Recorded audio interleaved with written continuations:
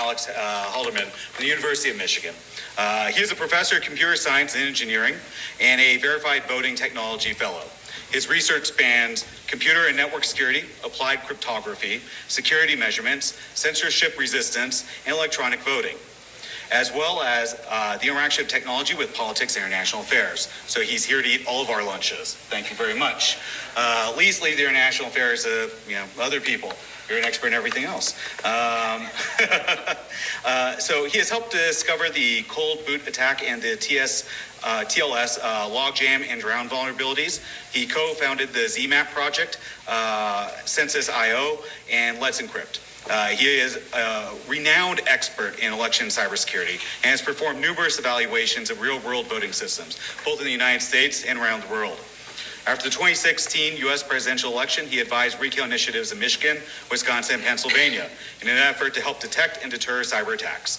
And in 2017, he testified to the U.S. Senate Intelligence Committee about cybersecurity threats to election infrastructure. He's been named by Popular Science as one of the brightest young minds reshaping science, engineering, and the world. Alex? How's that, Thank you. Thank you so very much for that introduction. I'm here today to talk to you, like many other people, about the security of U.S. elections. But I want to make this a special kind of presentation, and so we're going to do a demonstration in which I'm going to actually steal a little election for you. This is quite a technically demanding demonstration to pull off in real time in front of an audience. So I ask for your patience and some wishes of good luck, perhaps. And also, I'm going to need a volunteer, someone who can hold a camera steady for me. Yes? Thank you. Please. Hi, what's your name? Hi, Jess. Jess, thank you. Yeah. All right, so I'm going to need you to take this and I'm going to ask you in a minute to use this as a camera. Okay. So before we get to that, though, let's see.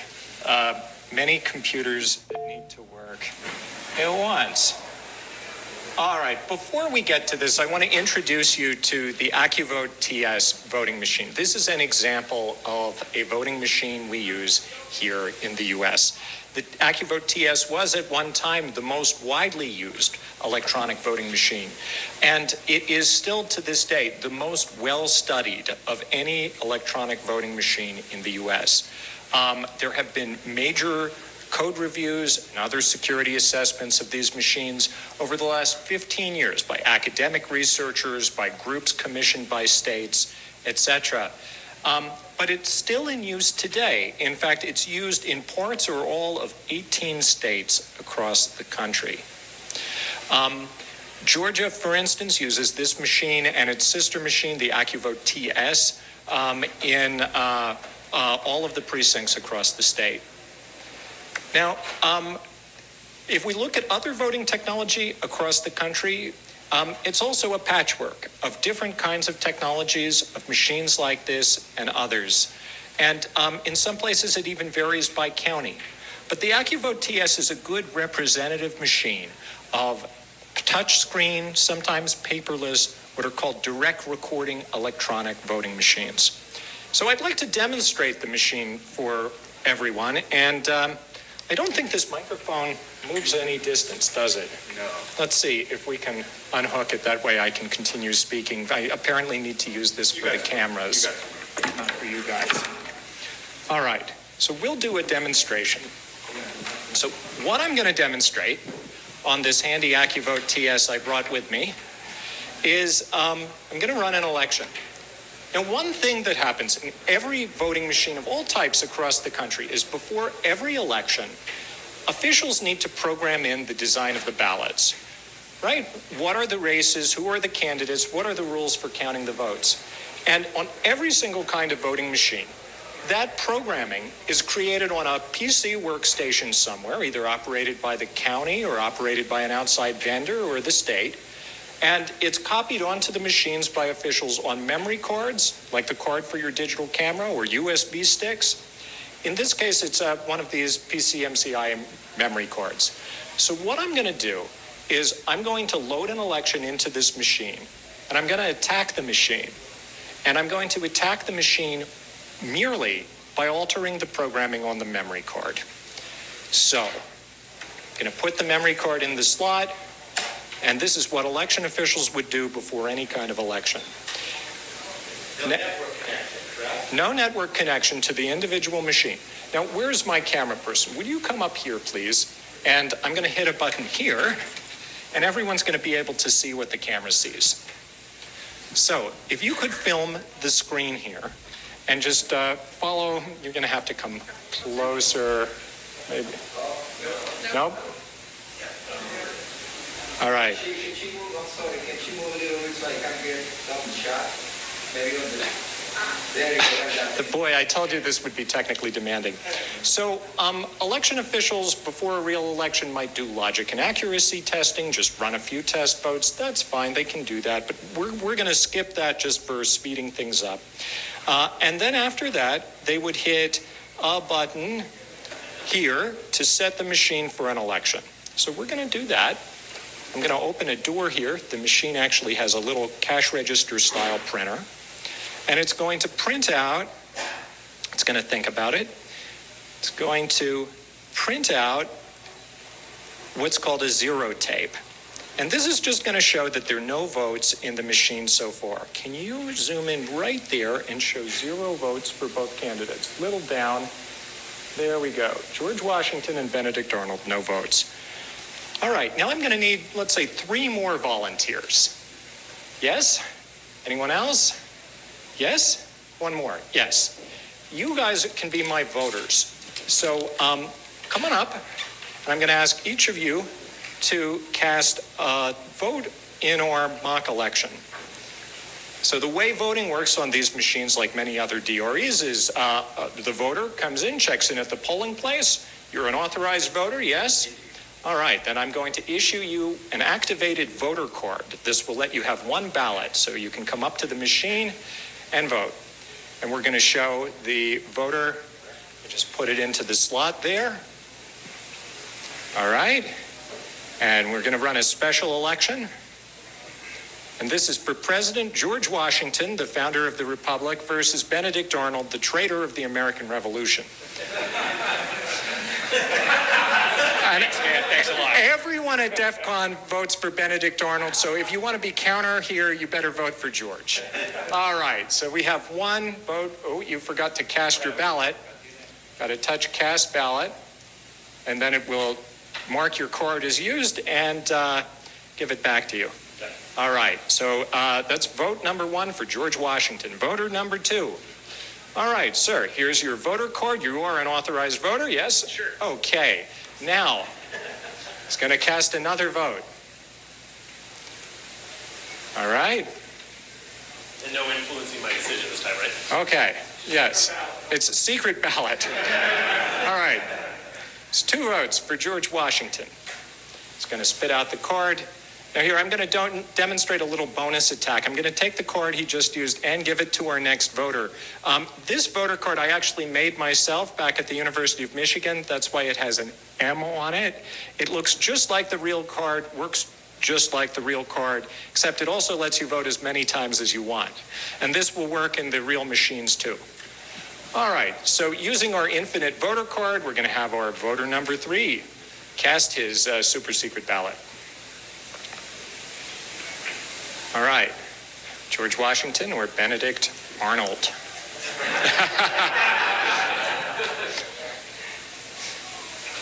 All right, so the votes are cast.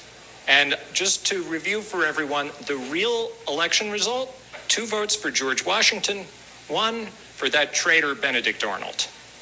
So now we're going to end voting. And what I'm going to do, I'm going to take a administrator card, and I'm going to put it in the machine. And the administrator card, this is what an election official might have. I'm going to enter my secret PIN. That was the default PIN. I'm going to take out the administrator card. Now I'm going to hit end voting. And what the machine does after you end voting is it prints out another one of these cash register tapes that has the total votes for each candidate. here we go. The results of the election. This is the official results that would be signed. And can you please zoom in on that to show the official results? Down. Oh, Benedict Arnold has won by a narrow margin.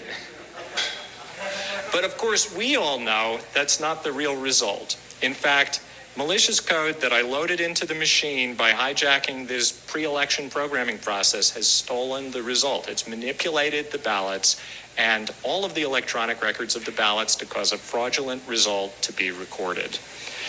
All right. For my volunteers, I want to give each of you a printout of these fraudulent results to take with you as a souvenir. All right, now while this is printing, let me explain some disturbing facts about this machine. People might wonder, is this the current version of the firmware? Well, it's not the most recent version of the firmware, but in fact, this version of the firmware and even older versions of the firmware are in widespread use across the US today. There's no requirement that officials keep the firmware up to date. In fact, this version has already corrected vulnerabilities that exist in some versions that are, in fact, still used. All right, let me end this projection. All right, and excuse me, I just have to end it on this side so we don't run out of batteries. Very technically demanding. There. All right. Take control of this again. Michigan voting location? Was that a mission? So this machine I bought on eBay. It was used previously in Ohio. And Ohio sold off a large number of them after they were damaged due to a leaking roof in the warehouse, but most of them still work. We have dozens more of this same kind of machine down in the village for people to hack on. All right, so let me put all of this in context, and we don't have that much time, so I'm going to have to go quick. We have two styles of voting machines in the country. One's like this that are DREs, touchscreens, and so forth, and also optical scan machines that count paper ballots that voters fill in. Both of these, though, are computers. And both styles of machines have been studied in many security reviews over the last decade and a half. I was part of one in California where the Secretary of State in 2007 brought together a group of respected security experts to do a code review of all of the election equipment in the state.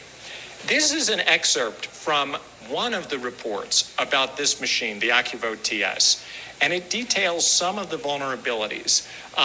Multiple buffer overflows, software updates without authentication, interpreted code, things that could be exploited by voters, things that could be exploited from the memory card, inadequate randomization of the ballots so that ballot secrecy can be compromised. You can forge the cards, all of this stuff. This is in 2007, and there are hundreds of pages of elaborate technical documentation about these vulnerabilities. Still, California decertified the machines. They wouldn't use them anymore. But other states continued to use them, and as I said, in many cases without updating the software. And it's not just these Diebold machines. Since that time, states have reviewed, there have been independent studies, many, many different kinds of U.S. voting machines. In every single case, the reviews concluded that there were vulnerabilities that could be used by attackers to spread malicious code into the machines, often via the removable media, and compromise votes. So the fact is, across the U.S., something like 41 states use election equipment that's more than 20 years old. Some states still use voting machines that were designed in the 1980s. These machines are often not receiving security updates. They're often not benefiting from the latest technologies, and the only safe assumption is that all of them have exploitable vulnerabilities. Okay, but that's just individual machines. So if individual machines have vulnerabilities, it seems like it's still a problem. It's still not as big a problem if an attacker has to target machines one by one. How could an attacker, potentially a foreign adversary, compromise machines over a wide area and try to influence a national election result? Well, there are various things they might do. Some things very public, like trying to sabotage election reporting, trying to sabotage e-poll books or registration data so that voters show up and find out they're not registered. Those could be extremely damaging, but at least we'd know they'd happened. I think a more sinister and worrisome attack, the attack that keeps me up at night personally, is the one you just saw. What if someone compromised enough machines to subtly change election outcomes and cause the wrong result? Would we ever find out? So how plausible is that? Well, there are three challenges for an attacker trying to silently steal an election. The first one is just that the technology is diverse and decentralized, every state and county running their own systems. Well, that helps in some ways, it hurts in some ways. So it helps if the election result is not that close. But in a close election that's going to that's going to hinge on a set of swing states or swing districts, that just means that the attacker has and can tell from pre-election polls this whole set of places to potentially attack, any subset of which might swing the national election. So you scan all the states that are potentially going to be in play, find the ones that are most weakly protected, and strike in all of those. So rather than a diversity protecting us, we have a diversity across the country today of strength and weakness. And that's a major weakness for everybody. All right, the second challenge, though, is that the machines aren't connected to the internet. Well, thank goodness they're not. At least they're not supposed to be. It's actually not quite true. Some of them do connect to the internet briefly in order to send back results over 4G networks after the election. But most machines are not connected to the internet, and that's a great thing. However, they're not as distant from the internet as they may seem. So we talked about that memory card that I just used to spread malware into this machine in front of you and steal the election. Well, that memory card the programming on it is created on this election management workstation, right? That's running proprietary software that generates the ballot programming.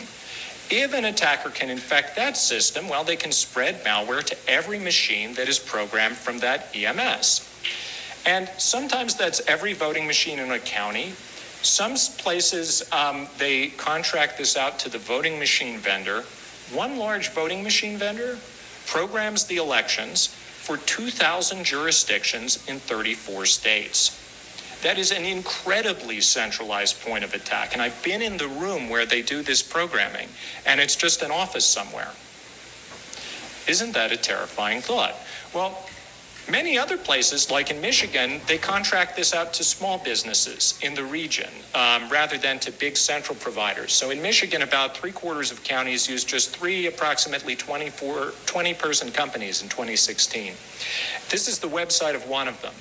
And, it's just a typical small business, no HTTPS.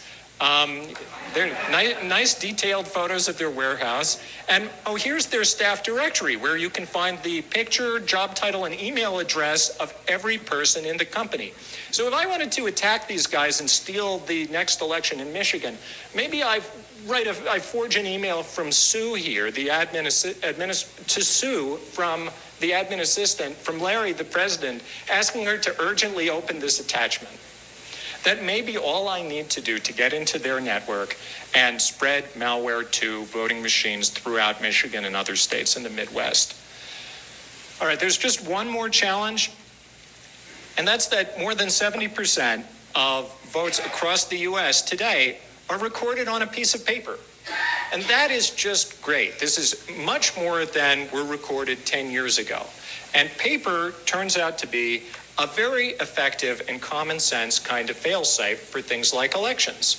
I mean, paper may seem old-fashioned, but did you know that if you fly in commercial aviation on a modern jet with satellite navigation, that jet still, by law, has a magnetic compass in the cockpit just in case the computer navigation system fails, right? That's just common sense, that in a critical system, you want to have a physical fail-safe. The brakes in your car, you want them to work even if the engine control units fail.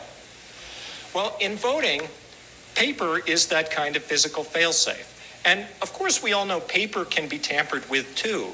But in modern election systems that have a paper backup record, what you end up with at the end of the day is an electronic record and a set of paper ballots. You have these two redundant records that each would require a different set of skills to tamper with at large scale. And as long as we check to make sure that the paper records and the electronic records represent the same election outcome, then it's going to be really, really difficult to tamper with both of those sets of records in a way that wouldn't raise red flags. And in fact, we don't have to count all of the paper in order to do that kind of check. We can just use statistical sampling. There are very efficient statistical sampling methods that have been developed over the last 10 years or so for elections called risk-limiting audits, which in an election that's a landslide might be able to confirm that with very high statistical confidence by examining just a few hundred ballots across a whole state. So this is way more efficient than recounting, way more efficient than the kind of Florida auditing we all remember from 2000. There's just one problem. Most states don't look at the paper. They, unless a candidate demands a recount or there are other exceptional circumstances, or the states just don't look at enough of it in a relatively close election in order to have reasonable assurance that an attack would be caught.